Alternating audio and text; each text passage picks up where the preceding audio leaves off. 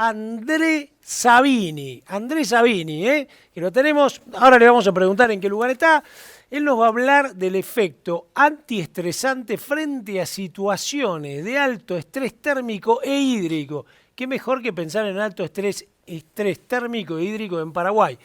Así que Andrés Sabini, mientras va preparando su presentación, lo presento. Andrés Sabini es ingeniero agrónomo, egresado de la Universidad Estatal de Maringá, magíster y doctor en ciencias agronómicas, especializado en nutrición mineral de plantas por la Universidad Federal de Viçosa. Acá lo estoy pronunciando a mi manera, una mezcla de francés y portugués. Actualmente es el director técnico en Agros y Agronómico, Sociedad Anónima, en Paraguay, donde se desempeña como responsable del laboratorio de análisis químico de suelos, plantas y nematodes. Brinda capacitaciones en fertilidad de suelos, nutrición y asesora empresas en todo lo que tiene que ver con nutrición. Así que con él, efecto antiestresante frente a situaciones de alto estrés térmico e hídrico en Paraguay. Señor director, tenemos que compartir la presentación, a ver si me está ayudando André. Ya está, sí, señor director, ya está, la está ampliando. Excelente. Cuando usted me diga, largamos la última presentación con nuestros 7 expositores y ahí sí, André, maestro, con todo. Muchas gracias a todos, ahí especialmente a Rizobacter, a Profarm e a Marrone por la invitación. Para mí es un gusto poder estar aquí con ustedes hoy. Hoy yo estoy en el sur de Paraguay, estoy en Encarnación, la zona arrocera, acompañando algunos ensayos de arroz, pero mi zona la localización de mi escritorio y laboratorio está en Hernandarias, más al centro aí del país, pegado con la frontera en Brasil. Bueno, señores, sin mucho más demora aqui, né? Vamos falar um pouco, então, do efeito antiestressante acá, um pouco dos resultados que tuvimos com o uso de Vitagrow em Paraguai, né? Desde 2018 começamos alguns trabalhos aqui através de Sérgio e seguimos até hoje, né? Estudando o produto e vendo a resposta de soja e maíz frente ao uso das tecnologias bioestimulantes, protectoras, indutoras aí que Profarm e Marrone nos pode, e agora em la mano de Rizobacter, né, nos podem prover. Bueno, fatalmente, a produtividade agrícola está condicionada, né, a um efeito climático muito importante. Segundo o professor Paulo Centelhas, aí da Universidade de São Paulo, 50% da produtividade é afetada por as condições climáticas.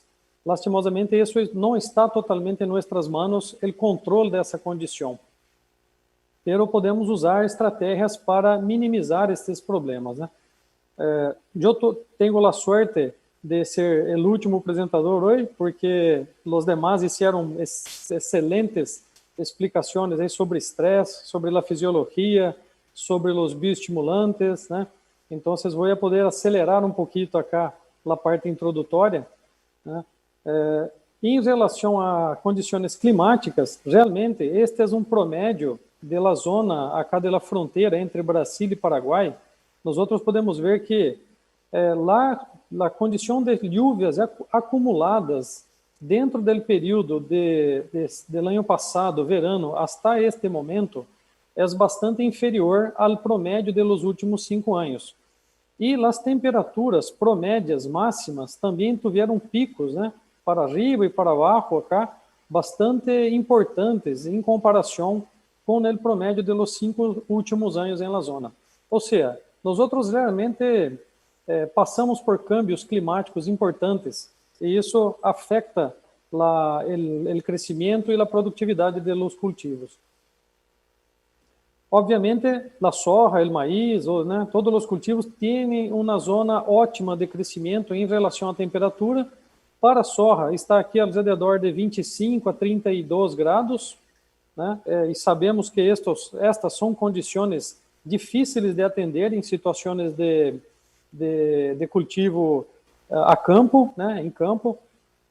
Então, sabemos que, sim ou sim, as plantas passam grande parte de sua vida, de seu ciclo, bajo condições estressantes, seja de falta de água ou de altas temperaturas.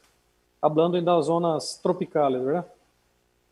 Y obviamente, la máquina fotossintética, la fábrica de fotoassimilados y lo que garantiza la productividad de los cultivos, sin duda, es la fotosíntesis, que é uma reação que aproveita a energia luminosa, associando o gás carbônico e água para produzir, então, os carboidratos necessários para o crescimento e produtividade. Todo isso passa dentro de uma pequena fábrica aqui, que é a célula vegetal, que, a sua vez, dentro de los cloroplastos, onde estão os pigmentos, clorofila, carotenoides, e quero fazer um destaque acá especial em las membranas de los tilacoides acá, nas membranas que estão dentro do cloroplasto, que é o local específico onde ocorre a fotossíntese. A qualidade destas membranas tem que ser mantenida intacta, certo? Para que a fotossíntese atue em seu máximo potencial. Además de las membranas, temos pigmentos, clorofilas, temos proteínas, enzimas, toda uma estrutura trabalhando em conjunto para generar energia para o crescimento e produtividade. E nesse momento, hacemos um destaque acá a alguns micronutrientes, macro e micronutrientes muito importantes nesse processo, sejam eles como catalisadores de reações fisiológicas, sejam como cofatores de enzimas, transportadores de elétrons, ou seja, é um sistema complexo que depende do mantenimento de uma boa integridade física das membranas, certo? E de uma boa nutrição mineral, especialmente de los nutrientes que atuam especificamente no processo fotossintético.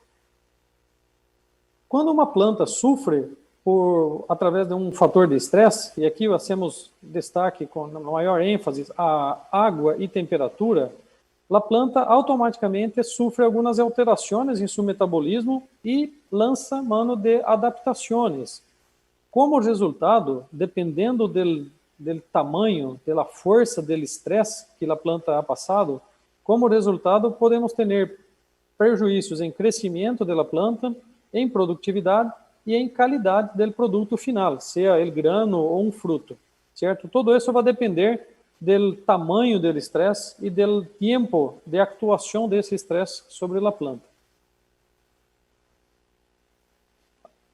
Mirando um pouco mais em detalhe, quando temos alta temperatura ou falta de água, e muitas vezes as duas coisas estão associadas, automaticamente a planta sinaliza para a parte aérea que há um problema, e a primeira reação e a mais rápida reação que a planta faz é o cierre de los estomas, certo?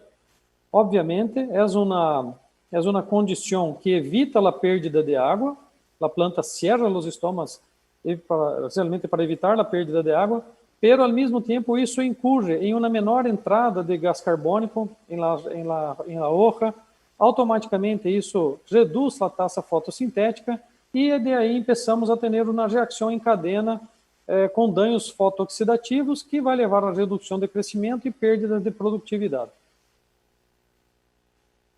Mirando um pouco mais em detalhe, quando a luz incide sobre a hoja, parte da luz vai ser usada para a fotossíntese.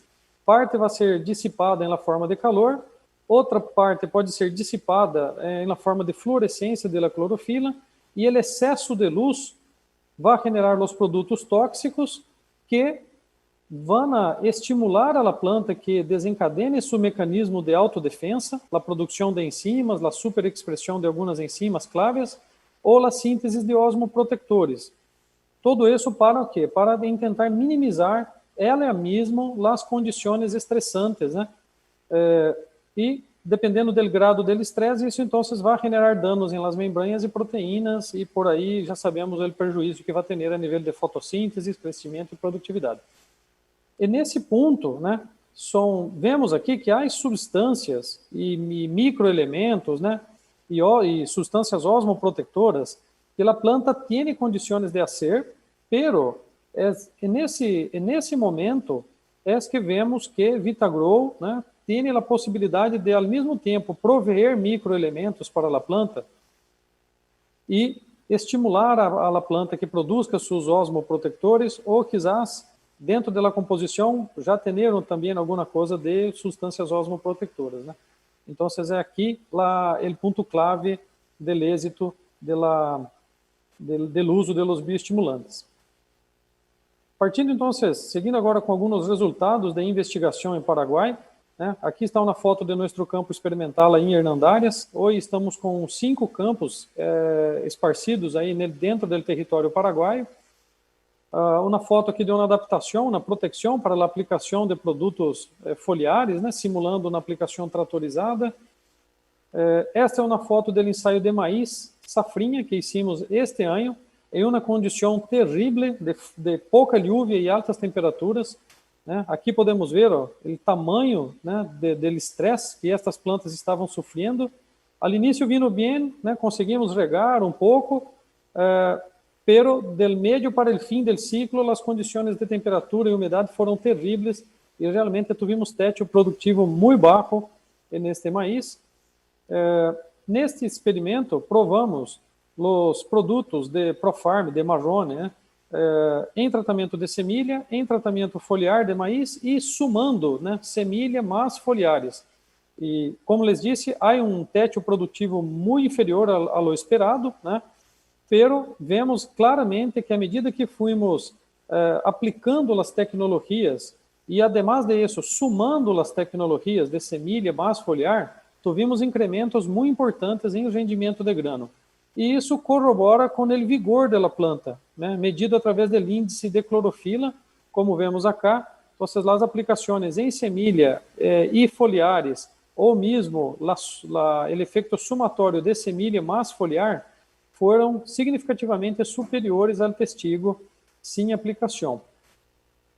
Esse foi o primeiro ensaio. Tivemos, ao lado deste, um segundo ensaio, onde aquele objetivo foi aumentar a dose de Vitagrow foliar de 150, passamos a 300 gramas por hectare. Tivemos um incremento numérico acá razonável, aí cerca quase 200 quilos de grano por hectare, pero sem ser estatisticamente significante, certo? E nesse caso, o tratamento foliar, né, somado ao tratamento de semilha, teve um incremento bastante importante em relação ao testigo.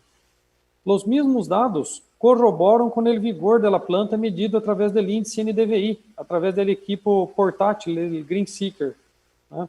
Então, se mostrando realmente que a aplicação, seja em semilha, foliar e a suma de los dos, né, realmente melhoraram em uma situação de um estresse drástico, né, como foi esta safrinha, melhoraram o crescimento e a produtividade de maíz. Esta é uma foto do ano passado, da última safra, 19 e 20, né, a soja que cosechamos em fevereiro deste ano. Aqui se vê o testigo, né, a parcela 8 à direita, o testigo, e à esquerda da mesma parcela, a aplicação bioestimulante em tratamento de semilha, mas uma aplicação foliar de Vitagrow, certo? Então, você vê por lá a altura das plantas, né, o tamanho das plantas, que tivemos um incremento de vigor bastante importante. Esta foi uma soja em uma zona de suelo um pouco mais arenoso, pero as condições climáticas foram excepcionais. Tivemos um teto produtivo muito alto acá, chegamos a 5.000 quilos por hectare, né? O testigo produjo 4.660 e os melhores tratamentos acá chegaram a 5.100, 5.090, sem diferenças estatísticas acá entre foliares e tratamento de semilha, mostrando então que aquele produto teve um efeito muito importante, seja usado em semilha ou em tratamento foliar. E por último, né, similar a algo parecido ao que hizo Tato em Uruguai, nós outros hicimos a indução de estresse oxidativo e estresse físico em plantas de soja através da defoliação inducida, né, e o estresse oxidativo acá induzido por 150 mililitros por hectare do herbicida Paraquat em V5, quando a soja estava em V5. Então, estas foram as fotos aqui do síntoma, né, que teníamos da planta afetada por el herbicida, e sobre elas aplicamos, então, os tratamentos bioestimulantes. Bueno, sem bioestimulante, né, apenas com o estresse de defoliação, a planta produjo aqui 4.400, né? E quando tuvimos ele defoliado, pero com a aplicação foliar de Vitagrow, a produtividade saltou para 4.671. Com eles três por herbicida, né, tivemos um promédio aqui de 4.571 e herbicida somado à aplicação ao Vitagrow, 4.696. E ele controle sem aplicação, né, 4.600, perdão, ele controle sem estresse e sem bioestimulante, 4.666, e quando tivemos ele controle acá sem estresse e com bioestimulante, 4.815. Então, como conclusões generais, né, os tratamentos bioestimulantes em tratamento de semilha ou aplicações foliares proporcionaram alterações importantes, tanto em vigor de planta, quanto índices de clorofila e produtividade para soja e maíz. As respostas que tivemos este ano em cultivo de maíz foram muito expressivas em condições de um estresse hídrico muito forte. Em la soja, nós notamos ganhos de produtividade em ambas condições, com e sem estresse hídrico, em los anos que provamos, pero diferente, um pouco diferente a lo que apresentou o Tato, nós notamos uma tendência de resultados mais expressivos com condições de estresse menos intenso, ou seja, quando as condições produtivas são ótimas, a nós acá em Paraguai nos parece que a soja responde melhor às tecnologias bioestimulantes, quando temos altos techos de rendimentos. Bueno, senhores, de minha parte, eram estes dados que queria apresentar, assim que agradeço uma vez mais a atenção e passo a palavra, então, à organização do evento.